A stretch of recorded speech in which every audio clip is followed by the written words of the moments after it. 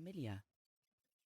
Rilke, in the Book of Hours, had expressed the sacred in terms and images I now found central to Buddhist teachings, concepts such as law and way, du sanftestes Gesetz, and images of wheel and net. You are a wheel at which I stand, you dark net threading through us. When I first undertook meditative practice, I did not feel a divine presence, an encompassing other to be held and supported by, which seemed to be there for the young Rilke. Don't you sense me, ready to break into being at your touch? Book 1, Poem 19. But gradually, over time, as the mind relaxed, capacities bred by my earlier Christian experience resurfaced and infused my understanding of Buddhism. The presence that I became aware of, around and within me, is apprehended through an act of rapt, wordless attention, receptive and probing.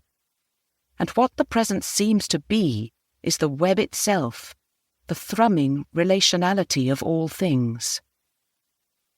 Rilke's recognition of the reciprocal nature of our relationship with God, and even with life, is itself a poetic and profoundly personal complement to the Buddha's central doctrine of dependent co-arising.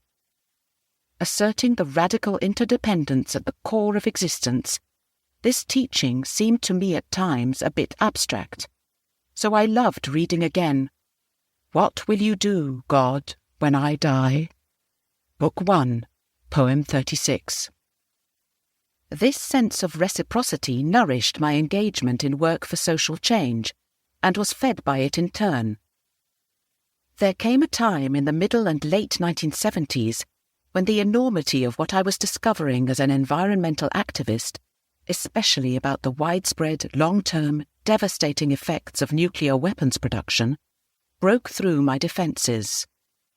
I struggled simply to take in what was happening to our world, and to sustain the gaze long enough to be of use.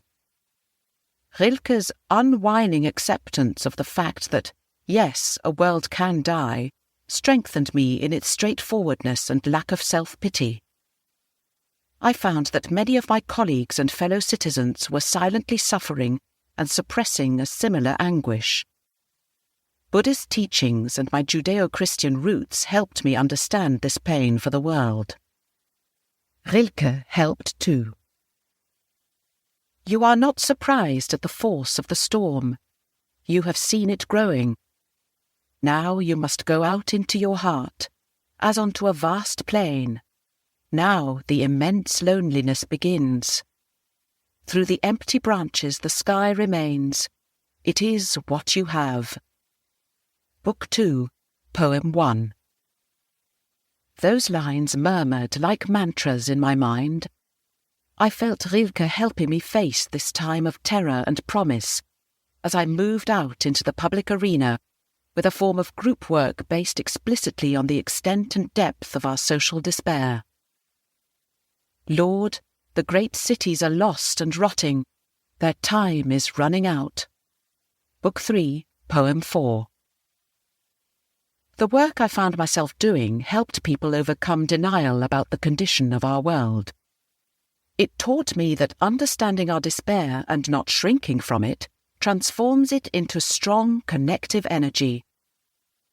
That your world is in agony is no reason to turn your back on it, or to try to escape into private, spiritual pursuits. Rilke reminded me that I had the strength and courage to walk out into the world as into my own heart, and to love the things as no one has thought to love them. Book 1, Poem 61.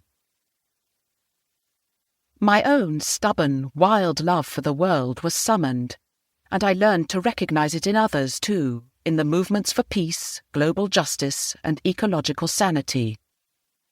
Rilke confirmed my sense of a deep passion at the core of life itself, which I could come home to, the way sheep come home at nightfall.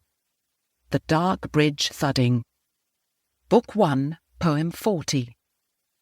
I could die into that passion, as into a lover's arms, trusting its ongoingness and its